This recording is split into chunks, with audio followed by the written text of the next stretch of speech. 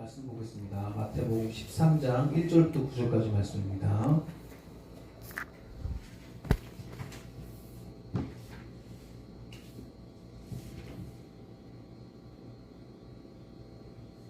마태복음 13장 1절부터 9절까지 말씀.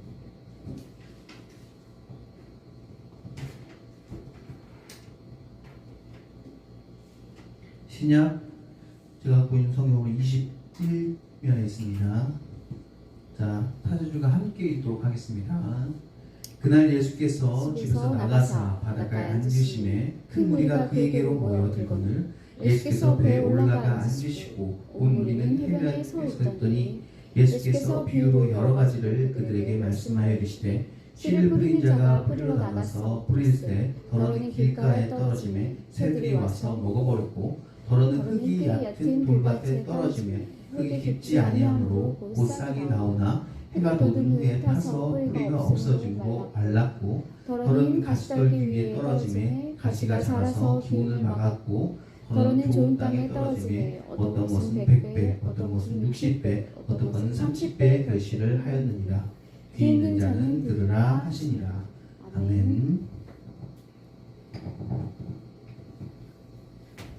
오늘 이 말씀을 가지고 씨 뿌리는 비유라는 제목으로 말씀을 좀 나누려고 합니다.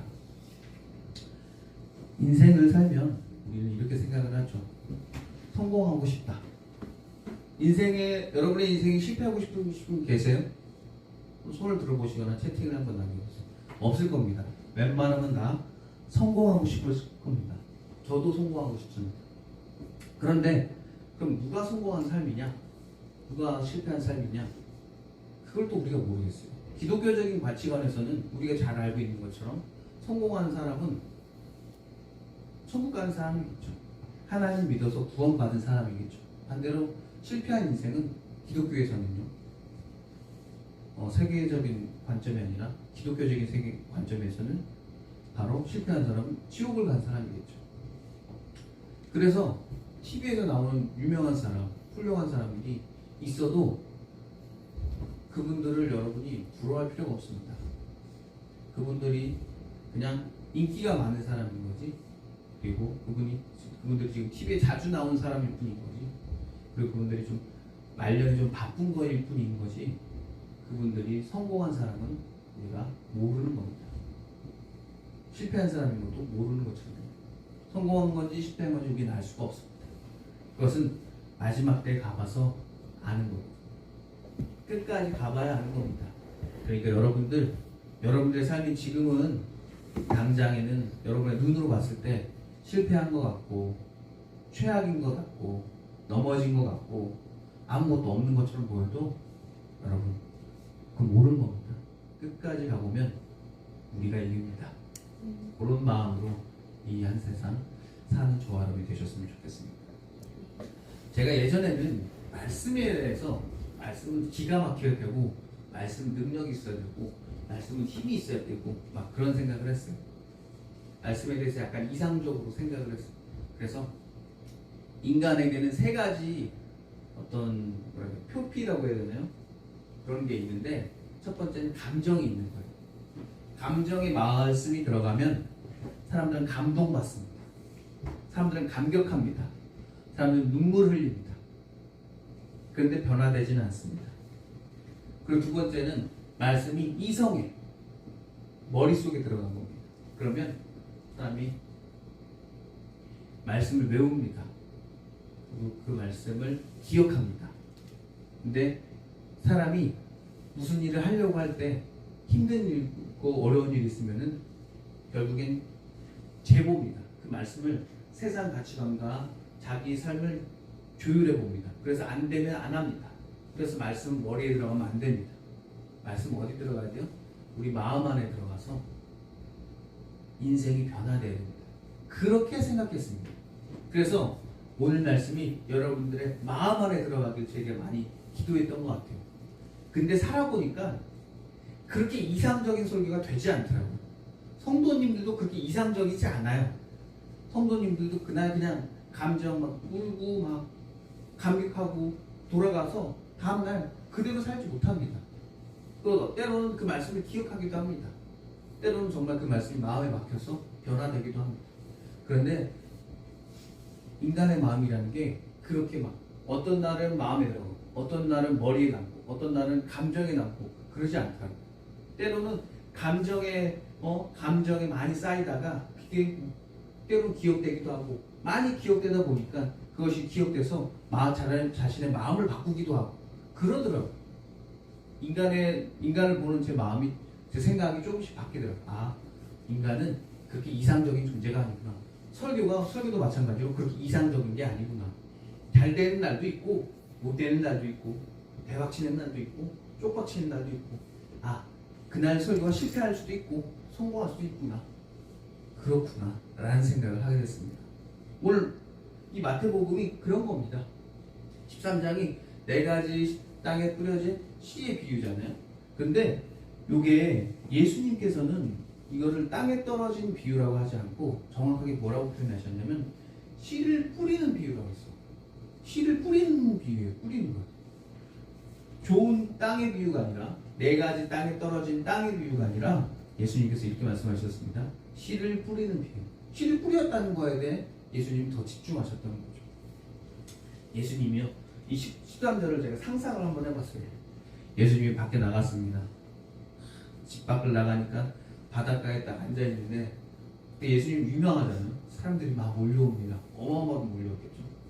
그때는 설교가 2가지 방법이 있는데 산상수훈의 방법, 산에 중턱에 올라가서 하는 방법과 이제 배에다가 배를 띄워서 호숫가에 예수님이 서 계시고 말씀을 전하면 그게 공명을 타서 스피커처럼 되는 방법 2가지가 있습니다. 산상수훈 같은 경우는 산에서 그 공명의 방법을 이용한 거고요. 바다에서 하는 방법, 호숫가에서 하는 이유는 바다에 있는 그 공명을 이용하는 겁니다. 그 당시 스피커가 없었으니까 마이크가 없었으니까요. 그래서 딱 보니까 사람들이 까마득히 모이기 시작하는 겁니다. 그래서 베드로를 불렀겠죠. 베드로를 불러서 호숫가에 배 좀 띄워놔. 그래서 배를 타고 가셨겠죠.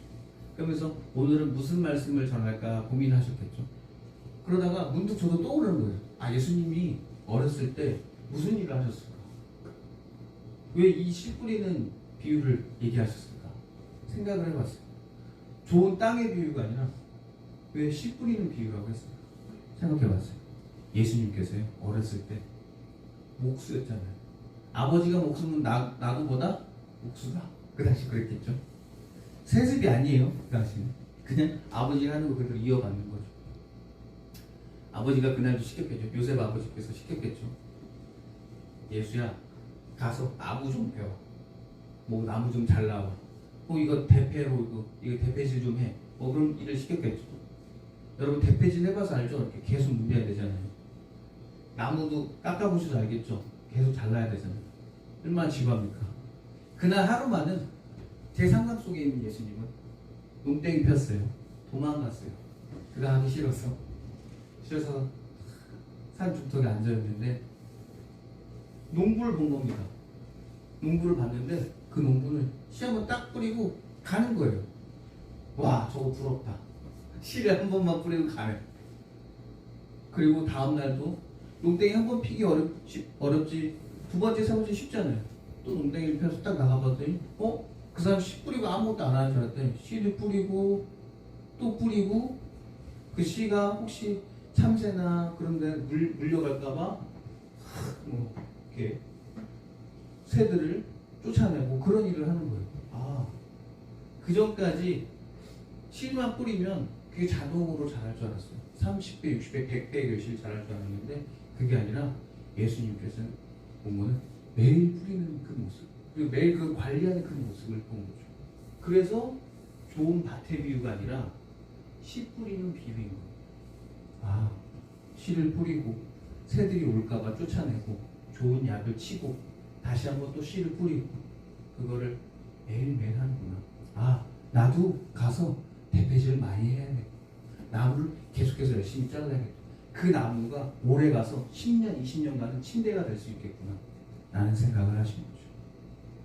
그러면서 씨를 뿌리는 비유라는 제목으로 말씀을 전하십니다. 즉 이거는 우리가 자꾸 이 좋은 밭의 비유라고 생각을 하면 우리는 이렇게 어떻게 되냐? 아, 우리도 깨달아야 돼. 맞아, 우리도 깨달아야 돼. 우리도 좋은 밭이 돼야 돼. 이거는 밭의 입장이에요. 근데 예수님은 누구의 입장에서 봤냐면 하나님의 입장에서 본 거예요. 씨를 뿌리잖아요. 자, 근데 씨를 뿌리는데 여러분 이해가 안 되지 않습니까? 누가 가시떨기 있는데 뿌립니까 씨를? 그리고 누가 흙이 깊지 않은 데다 뿌립니까? 다 그 좋은 데다만 뿌리죠. 그죠?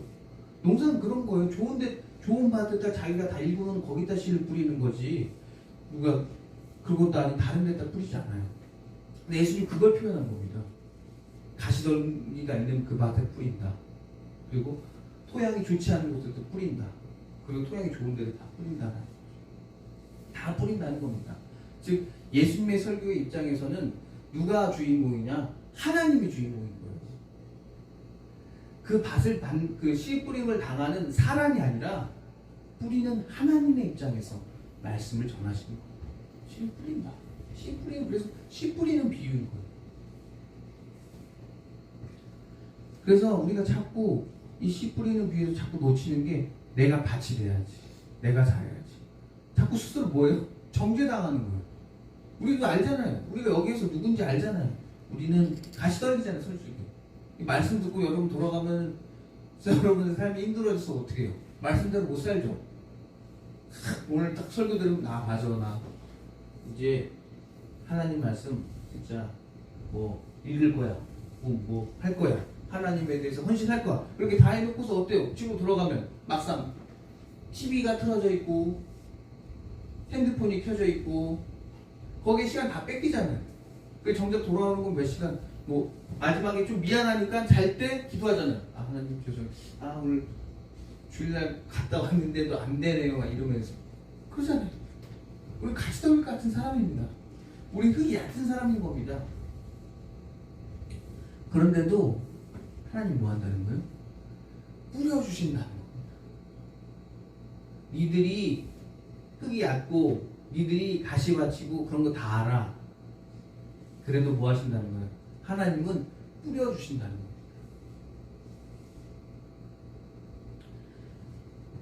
물론 우리가 토양이 좋으면 좋죠. 말씀 듣고 깨달으면 얼마나 좋겠어요. 얼마나 여러분 인생이 멋지고 완벽하고 멋있겠어요. 근데 그래요? 안 그러잖아요. 다시 그럼 아까 앞에 말했던 성공과 실패에 대해서 한번 생각해 봅시다. 여러분 그 길을 가다가 이런 거 본 적 있습니까? 돌과 돌 틈 사이에 꽃이 하나 피는 거예요. 그것은 분명히 얕은 흙에 뿌려진 씨였을 거예요. 근데 그게 돌과 돌 틈 사이에 꽃이 폈어요. 어머나 세상에. 돌과 돌 틈 사이에 꽃이 핀 거예요. 근데 그거 뽑으면 되게 잘 뽑혀요. 근데 어떤 누군가는 좌절하고 있던 어떤 누군가가 지나가다가 그 꽃을 본 거예요. 아, 돌과 돌 틈 사이에 꽃이 폈다.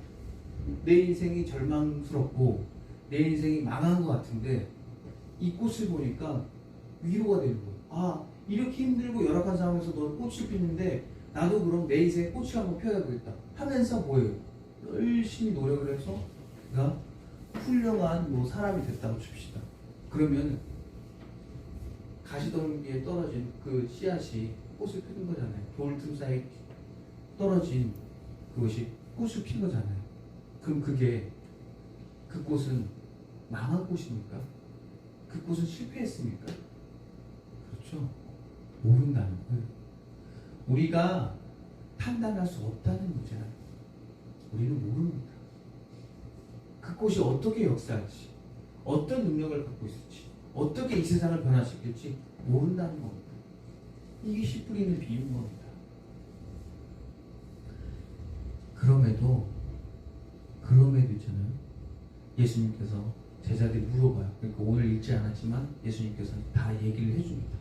돌밭에 부러졌다는 것은 말씀을 듣고 즉시 기쁨으로 받되, 그죠? 우리들이죠. 받되 그 속에 뿌리가 없어 잠시 견디다가 말씀으로 말미암아 환난을 받아 곧 넘어지는 사람.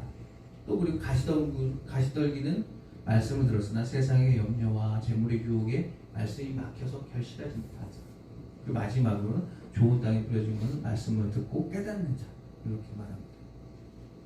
그러면은 하나님은 씨 뿌린 자의 비유인데 그럼 좋은 토양에만 뿌려주셔야죠. 그죠? 이 말씀대로는 좋은 토양에만 정말 100배 열만 결실을 할 것 같으면 뿌려줘야 되는데 하나님은 안 그러셨다는 거예요.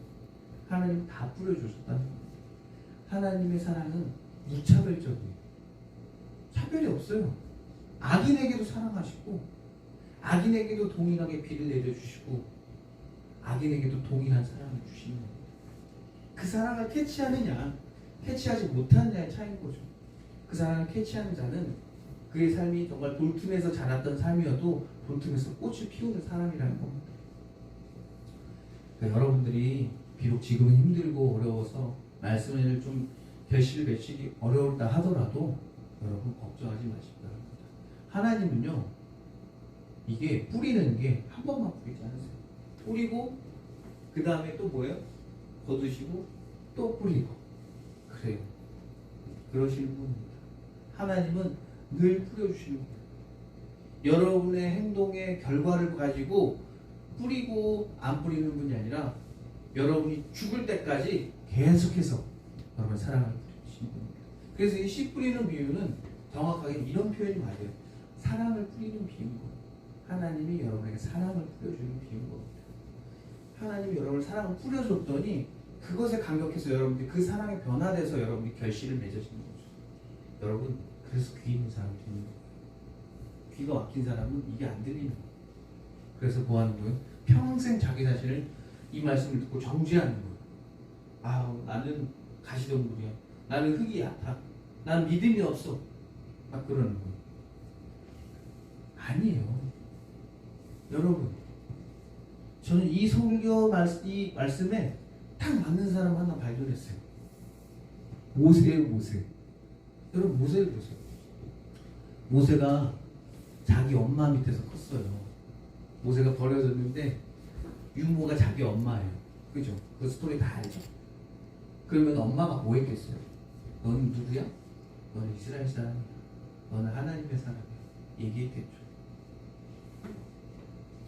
모세가 40살에 그런 말씀을 받으니까 어떻게 했어요? 민족에 대한 열정, 내가 구원하겠다. 이름도 모세잖아요. 그래서 뭐 하는 거예요? 사람을 죽인 거예요. 그 당시 40세 때 모세는 돌밭이에요. 돌밭. 여기서 말하는 거죠. 돌밭이다. 돌밭에 뿌려서 말씀을 듣고 즉시 기쁨으로 받았지만 속에 뿌리가 없었으니까 잠시 견디다가 환난을 받아서 도망갔어요. 살인자가 된 거예요. 무명도 아니고 살인자예요. 그냥 사람 죽였어요. 그렇게 40년을 떠돌이 생활을 하는 거예요. 그게 말씀 받았으면 그의 40대에는 돌밭이었어요. 돌밭이었는데 뭐였어요? 하나님은 그의 어머니를 통해서 말씀을 뿌렸어요. 하나님 뭐했어요? 뿌리셨어요. 80세 때 직접 또 하나님께서 말씀을 그에게 주셨어요. 또 뿌리신 거예요. 근데 그때 80세 때 모세는 어땠는지 알아요? 그는 가시밭이었어요. 말씀을 들었는데 그 알죠? 가시덤불에서 불이 났는데 그 뭐라고 그래요? 나 못해요. 나 죽어도 못해요. 그랬죠. 왜냐하면 그는 그때는 가시떨기에 뿌려진 것 같은 사람이었던 거예요. 그래서 말씀을 들으나 세상의 염려 그리고 정확하게 자기 자신에 대한 염려죠. 재물의 유혹에 말씀이 결실을 잘 맺지 못했던 거. 그게 뭐세요? 못하겠습니다 하나님. 좀 못해요. 저는 능력이 없고 저는 나이도 많아요. 저는 이제 은퇴해야 돼요. 저 양 키우는 것도 힘들고 양 쫓아다니는 것도 어려워요. 이렇게 핑계를 댔겠죠. 그런데도 하나님 뭐 하신 거예요? 뿌리신 거예요. 하나님은 끊임없이 말씀을 뿌리십니다. 훌륭하죠. 대단합니다. 그래서 우리가 하나님을 사랑하는 겁니다. 하나님의 이런 사랑을 끊임없이 뿌려주십니다. 그러다가 모세가 이제 어떻게 돼요? 끊임없이 뿌리니까 그가 민족의 뭐가 됩니까? 지도자가 됩니다. 그가 모세오경을 씁니다.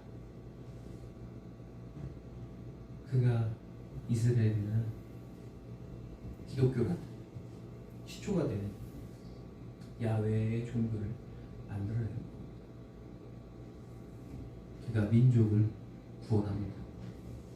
정말 이게 뭐예요? 30배, 60배, 100배의 결실이 일어나는 거죠. 씨 뿌리는 비유는 하나님이 사랑으로 끊임없이 뿌리시는 겁니다. 그것이 돌밭이든 가시밭이든 당장은 결실이 없다 하더라도 하나님께서는 사랑으로 뿌리시는 겁니다. 왜요? 사랑하니까. 하나님은 굉장히 비효율적으로 하십니다. 가시밭에 안 뿌려도 되고 돌밭에 안 뿌려도 되는데 안 뿌리면 어떻게 돼요? 죽으니까. 생명이 꺼져버리니까. 균일하게 비를 뿌리시는 거고 균일하게 우리를 사랑해 주시는 겁니다. 하나님의 사랑, 정확하게 씨 뿌리는 비유는 말씀뿐만이 아니라 거기에 무엇을 다 더해도 맞는 겁니다. 하나님은 말씀을 뿌리시고요, 사랑을 뿌리셨고요, 인내도 뿌리셨고요, 정성도 뿌리셨고요. 그 뿌려진 그것 덕분에 우리가 지금 여기까지, 인류라는 존재가 여기까지 온 겁니다.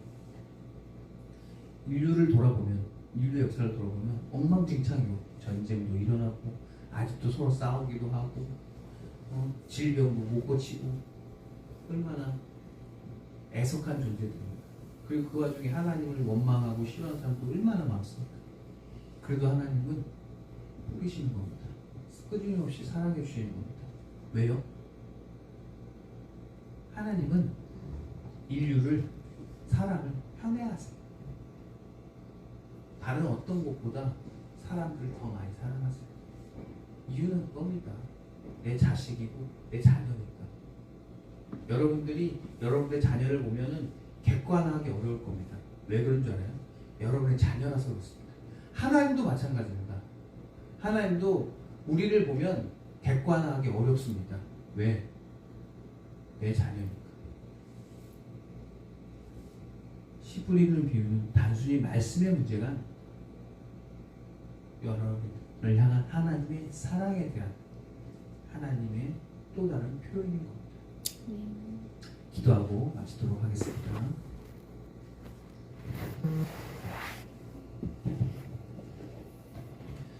우리를 사랑하시는 주님, 주님의 사랑 안에 우리가 모였습니다. 주님의 사랑이 최고입니다. 주님의 사랑이 가장 완벽합니다. 그 완벽한 사랑 안에 우리 성도님들 모였습니다. 우리가 당장은 큰 결실을 맺지 못하더라도 주여 우리 성도님들 끝까지 지켜주셔서 그들의 삶이 나중에는 모세와 같은 삶, 다니엘과 같은 삶, 정말 이 아브라함과 같은 삶이 정말 그들의 삶 속에서 일어날 수 있게 주여 도와주시옵소서. 이 모든 말씀은 우리를 사랑하신 나사렛 주 예수 그리스도의 이름으로 기도드렸습니다.